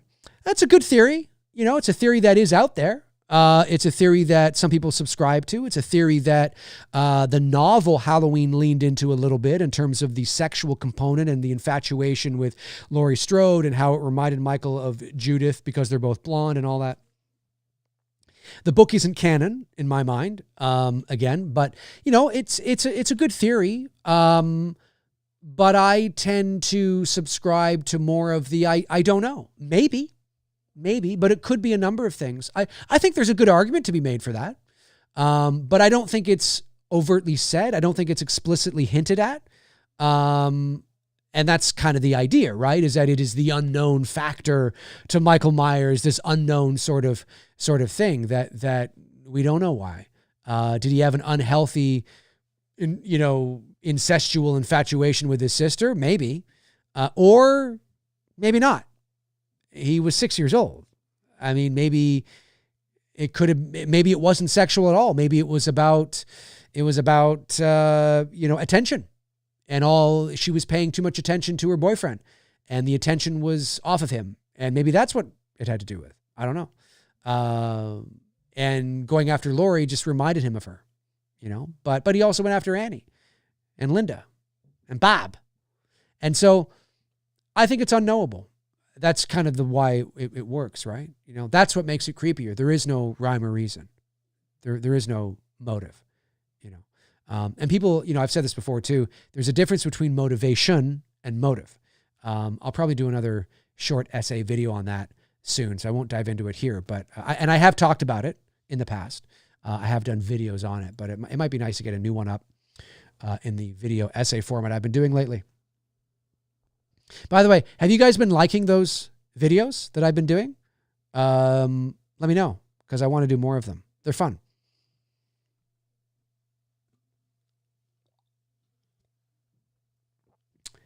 Jay Diamond says, Dave, can you make the Jason sound with your voice like from the movies? The Jason sound? You mean just that? I think anybody can do that.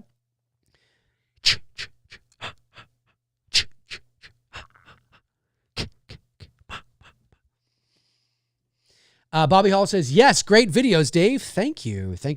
Love them, says Mendel Goodman. Awesome. Alex says, Dave, would you want to work with the same DOP from It's Me, Billy for the house on Port Robinson Road? Does his style match the aesthetic you are going and looking for? Yeah, for sure. If Greg is available when the time comes to shoot the movie, I would absolutely hire Greg. No problem. I think he could absolutely do it for sure. When I think about the look and the style of the movie and what I want for the film, for sure. And it's a big project. Like I said, it's light years ahead of, not that the Billy films were not, big projects. They were big for short films. But this is a feature, and it's a much larger scale production. Not larger scale in terms of it's not like, I don't mean like it's got 100 extras and it's like some big Marvel movie. I just mean that it's much bigger than the Billy films, and it's a major feature film that could cost, $3 or $4 million. It could. It might cost me $500,000 just to build the sets for the house. Right. So, it's a larger film. That's why, I've often said to people who've asked, are you going to crowdfund it? And I'm like, well, if I could crowdfund $3 million, sure. I don't know if I can, unless there's somebody out there that's watching that's, rolling in the dough and has, got a lot of money and would love to invest in a movie that they could potentially make money from, by the way. Don't forget that this is an original film, not a fan film. So this is something that I would seek distribution for and all that kind of stuff. Whether that's streaming or theaters or who knows, I don't know. I don't know where it will end up, but unless there's somebody out there that's willing to, I'd be like, yeah, here's some dough. But usually with an indie film like this, and at the moment it's indie, God, I can't speak today. Whether it stays indie or not, I don't know, because it is still in the development stage. But yeah, when it comes to indie productions, financing, unless you can find, like, unless your movie really does just cost $150,000, but if your movie is larger, at least $1 million film, financing tends to come from multiple places, maybe a bit of crowdfunding, maybe an angel investor, maybe, some film grants, right? From the government, or loans from the bank. Like, they tend to come from different places. And so, I haven't quite crossed that threshold yet. The script is done, and I do have a lookbook. So I'm excited about that. So it's ready to definitely, speak to people and I would say lightly pitch. It's not a pitch deck yet. Pitch deck usually has, a breakdown of your budget, a breakdown of your distribution strategy and things like that. I don't have that yet. I haven't done a budget breakdown or a distribution strategy yet. But the lookbook does have the character breakdowns. It does have the synopsis and the log lines and the why this movie, why now, the director's vision. It's got concept art and, all that kind of stuff. So I am there, and it's certainly enough to show Greg, who I did show. I got together with Greg and Bruce for a mutual industry friend's birthday a couple of weeks ago, and I showed Greg the lookbook, and he loved it. He was like, yeah, just tell me when. So he's great. I love Greg. So he would absolutely come on board for it. I think he would, and thinking about the movie and the tone and what he did with Billy 2 especially, and having more money and more resources. And I mean, Christ, it would just be amazing. So, I don't know how much it will cost. I don't, I just know that when I think about the script and when I think about the movie off the top of my head, is it possible I could make this for $1 million, $1.5 million? Yeah, it's possible, but it's not something I'm confident I could make for, $150,000. And that's just simply because of the house. The house, again, as I've said, exteriors, perhaps you could find an abandoned house that works, but interiors is different. For health and safety reasons and for the logistics of shooting inside, you're going to want to build that. You're most likely going to want to build the interiors of the house on a soundstage. And that's so that it can look abandoned and look unsafe, but it is really safe for everybody. If you try to shoot in a real abandoned house, you run the risk of, it being very unsafe. And you want to create the illusion of, things being unsafe, but they are absolutely perfectly safe, no problem. And so, and building from what I know, and it's very little at the moment, but from what I do know, building the interiors of a set, of a home, of a house, and it would be 2 levels, you're looking at least $250,000, $300,000 at least to build the sets. Minimum. And that all depends on how big the sets are and how many, all that kind of stuff. So, again, you think, and that's just the sets of the house. Nobody's been paid yet. That's not the rental of the equipment. That's not the catering or the craft or the insurance or the, the hotels and the, and so, it's a bigger project, but I have a very strong vision for it. I feel that I am ready to step into this role and make it, for 2 reasons. One, because obviously of the 2 Billy films, but also because I have a very clear vision for this movie. If this was a project that was just handed to me, I might be like, not sure yet. But because it's a film that is personal and I've been thinking about it for 20 years and I've been working on it for 20 years and I've written the script and I have a very, very clear vision on what it is and what it isn't, I'm confident that I'm ready to step into that role and move towards creating that film. But yeah, where it comes from, the money and all that kind of stuff, I'm not sure yet. Not quite there, but again, I do have a lookbook, which I'm happy with, and a script that I'm excited about. It's, again, I I did post on social media. I can read that to you. I posted on social media a little bit more of a breakdown of the movie because people have been asking me, can you share more? Can you share more? What can you share? So this isn't the official synopsis for the film, by the way, although it kind of reads like one, but it's not the official synopsis for the movie. I have the official synopsis for the movie. This isn't it, but it gives you more of an idea, right?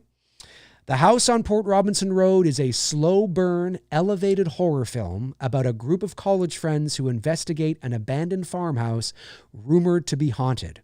What begins as a search for answers becomes something far deeper. An experience that challenges their understanding of life, death, and the boundaries between worlds. The boundaries between worlds. Some carry hidden grief, others are driven by curiosity, but each is drawn into a mystery that feels bigger than them all.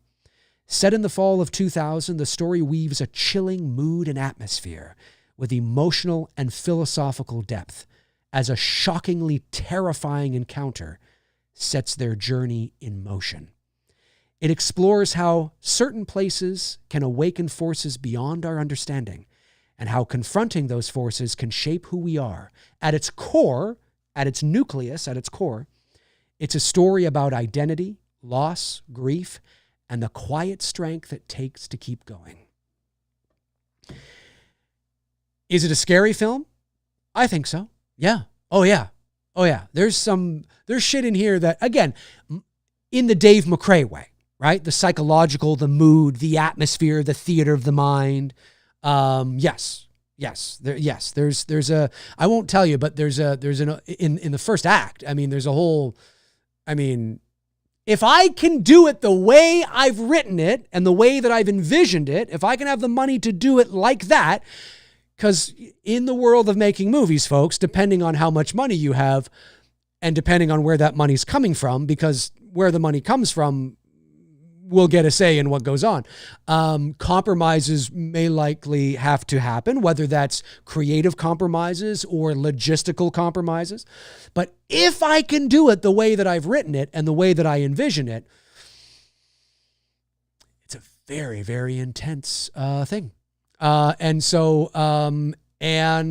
I'm hoping that I can. And that's just like, in the first bit of the movie. But it is. It's a scary film. It's a psychological horror film, but it's a psychological horror drama, right? It's an elevated film. It's a character-driven film. And so it's not, there's no boobs, there's no, blood, guts, and gore, there's no demons coming out of the wall and floor. It's not that kind of movie, but it is a very scary story. And but it's scary in that mood and atmosphere and that intensity sort of way, and the way that it's shot, right? Through the cinematography and through a lot of the way that, again, I can't give too much away, but the way that I've illustrated how I want to shoot the movie, because in your lookbook, you also have a mood board and a cinematography section with frames from other films to give examples of what you want to do and how you envision everything. And that is all in the lookbook. And it's a very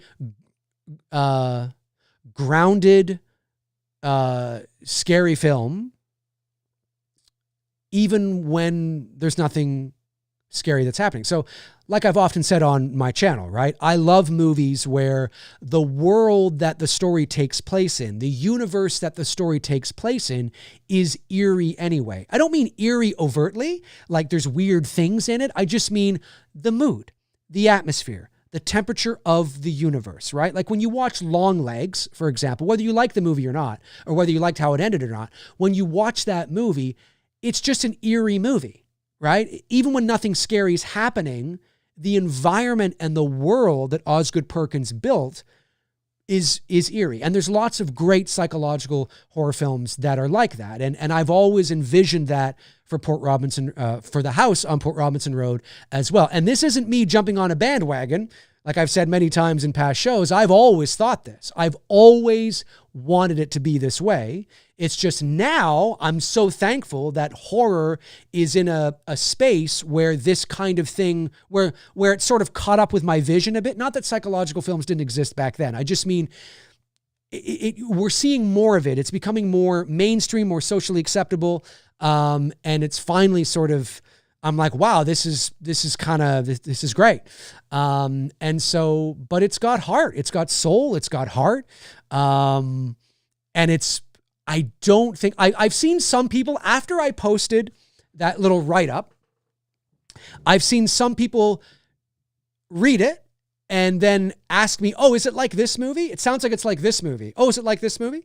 And I'm like, I understand why just reading that you might make that comparison, but no. I mean, listen, every horror movie has parallels. Every horror movie has things that are sort of over every other horror movie. It's a horror movie, right? So there's always going to be overlap of something, right? But at its core, no. Some of the comparisons I've seen, I'm like, no, this is different. This is more... Again, I don't want to say too much because it's just too early in the process. But just know that it is scary. It is something I don't think we've seen before with this. Yes, we've seen haunted, abandoned farmhouses. Yes, we've seen college kids and abandoned, haunted farmhouses.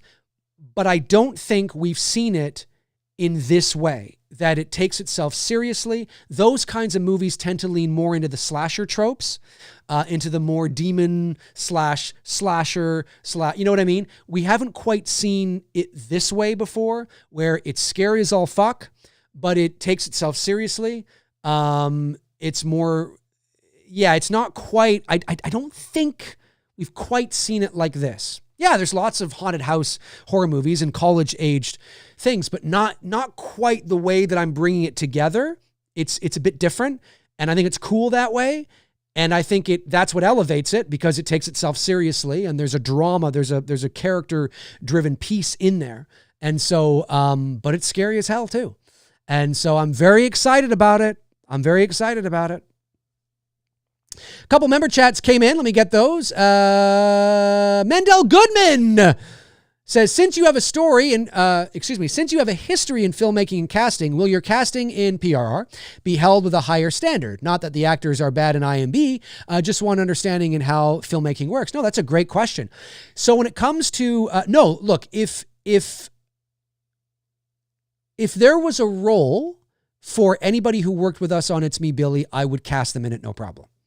Whether it's Victoria, who just got engaged, by the way. Victoria got engaged. She's been with her fiance for a number of years, and they just got engaged. And it's Victoria's birthday today. So shout out to Victoria Miro. She got engaged a few days ago and over Easter weekend, I believe. And it's Victoria Miro's birthday today. So shout out to Victoria Miro. Speaking of the cast of It's Me, Billy. But I think not that people who are, I think Victoria's 29 today, 29 or 30. Shelby, I know, is in her 30s. Malika, I think, is around 29 or 30. They were in their early 20s when we started shooting the movies, but, or early to mid 20s. But so when it comes to that cast, not that actors who are 30 haven't played college age people before. They have. Boy, I really can't talk today. But I don't think I would cast them in this movie. I think this is going to be a whole new cast, because I am looking to cast younger, not like 18, 19 necessarily, but maybe like between 22 and 25, like more in there. And by the time I get rolling on this movie, I mean, Victoria's 29 now, but it's not like I'm shooting the movie this year, right? I mean, I may not shoot the movie for another 3 or 4 years. I mean, who knows, right? And by that time, she'd be almost 35. And so I don't think but that doesn't mean I couldn't put them in it as like a cameo. I can think of a couple of, I can think of a couple of locations in the movie, not being the house, where they could, show up, which might be kind of fun. But I never make any of those guarantees because I don't know what's going to happen. So, but do I want to work with Malika and Shelby and Victoria again, absolutely, 100%, hands down. I would work with them in an instant, no problem. They're not only talented, but they're just adorable and fun, and I just adore them to death. So I would absolutely work with them again. But I don't think there's anything for the house on Port Robinson Road that it will be for them, and they would understand that. I mean, they, they totally get it. They're professionals. So I would probably look to cast a bit younger for that. And it would be, and when and where, I mean, obviously I would just put out, a casting call to the agencies in Toronto or wherever, whether I'm looking to cast in New York or LA or here or wherever, or if there's somebody that I see in a film, and there have been a couple of people that I've seen, I won't mention their names, but there's been a couple of people I've seen already in films that you would know, probably have seen, that I see them and I make a mental note. I go, okay, I just make a mental note. Now, again, by the time I get to shooting this movie, they may be too old, but just as of right now, I make a mental note, and at the very least, they could be a good reference. And so it may be something that you just send the script to their rep and just ask if, they're interested. Right. But we'll see. I mean, it's again, I'm not quite at that point yet, but it is still exciting. It's still exciting. I'm very excited to move forward with this project. It's a dream project of mine. And the fact that the script is done and the lookbook is done as well is exciting. And then member chat from Josh. Thank you, Josh. And says, you don't have to say it, but who do you have a cast assembled for Port Robinson Road? Do you have anyone that you have cast? If you I don't have anybody cast. No, there's nobody cast. I have a few actors that I've thought of. One in particular that I think is way too out of reach, but will be used as a reference. In terms of when I'm casting, I would say this particular actor is a this kind of person, or is a so-and-so like, right? Again, I don't want to say the person's name because it is somebody who you would know. And that doesn't mean that they would not be interested. They are at the right age, but it may be too out of reach. But, actors, people that are known do smaller films all the time, right? So it's not that it's not impossible. There's another actress that I made a mental note of, and yeah, I've seen some that I'm like, I've made mental notes. But there's also a talent pool out there that hasn't been discovered yet either, right? There's a lot of unknown actors out there that are just phenomenal actors that have done work, that have been in commercials or shoots or whatever, that I also want to see. I want to see auditions, and see as well, because it might be cheaper, and to also have unknown actors, people you don't immediately recognize, also helps to blend in with the story. So you can get lost in the story rather than the actor who you recognize. Not that I would turn it down as an opportunity, but that might bode well whether, what the hell, man? Might bode well for the film. Holy crap. Go to bed, Dave. Go to bed. Happy birthday, Victoria. Yes, happy birthday, Vic. Happy birthday, Victoria. I sent her a text today. She hasn't responded yet, probably because she's busy celebrating her birthday. She'll respond, though. Sometimes she takes a couple of days. Aaron Click says, Dave, if a rock band wanted you to direct a music video for them, would that be something you'd be interested in doing? It would depend. I don't know. It would depend on what they wanted. What's the genre of music? What's the kind of music? What is the music video you want? I mean, you want what's your budget? What do you want? Do you imagine all these camera angles and telescopic cranes and all these shots and, or are you just a garage band in a garage and we can set up some cameras, get some different angles, put on a smoke machine and, away you go. You know what I mean? Like, it all depends. It all depends, right? You know, what's the budget? Because I'm not funding it. So what do you got? And I'm not doing it for free. So, you know, it would depend whether I felt that I was capable of doing it. Like, I don't think I'm capable of directing like a big epic music video, you know, like for, you know, some big artist. Like, I couldn't do that. No way. I wouldn't know how to, you know, not that I'm incapable of doing it. I don't think I'm incapable of doing it. I just don't think I'm ready to do that. But if it's a small little thing, you know, with a couple little locations and a couple of, you know, camera angles, not a big deal, maybe. But I would have to have a passion for it too. Like, I know that I would hope that I would like the music, like the song, because then I would be more passionate about, you know, doing something really cool. If it's like it, then it's like, well, I got to figure out how to fucking care. I don't know, man. I don't know. Wow, we've gone 2 hours. 2 hours. Holy snapping crap. 2 hours. 2 hours. All right. Have I got all the super chats?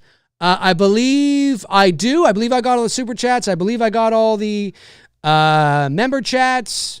If I'm not mistaken, yes. Well, listen, folks, that is going to do it for me here on this episode of McRae Live. I want to thank everybody for tuning in. I really appreciate you. You know I do. If you want to follow me on social media, you can. All my links are in the description. Check them out until your heart's content. And when your heart is content, check them out again. And jump into the comment section and let me know your thoughts on anything I had to say here today. Oh, Fast Forwards 289 sends one right at the buzzer. I love it. Let me know your thoughts on anything I had to say here today, but more specifically, of course, on Friday the 13th and Crystal Lake and the Pamela Voorhees situation. Let me know your thoughts. I want to know. Fast Forward says, and thank you, Fast Forwards, I appreciate that, says, you're going to get Tom Cruise to play yourself. What's up, Dave? Can't wait to see your movie, hopefully sooner rather than later. Keep up the great work. I hope so, too. I hope so sooner rather than later.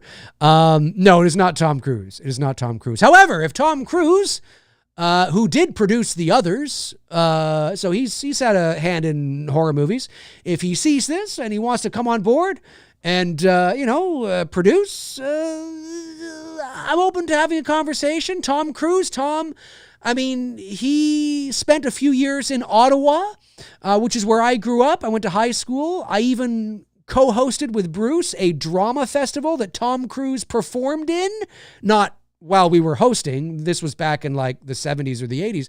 I think the late 70s, I can't talk. But myself and Bruce, in the mid 90s, when we were in high school, we co-hosted the 25th year anniversary of the Ottawa Drama Festival.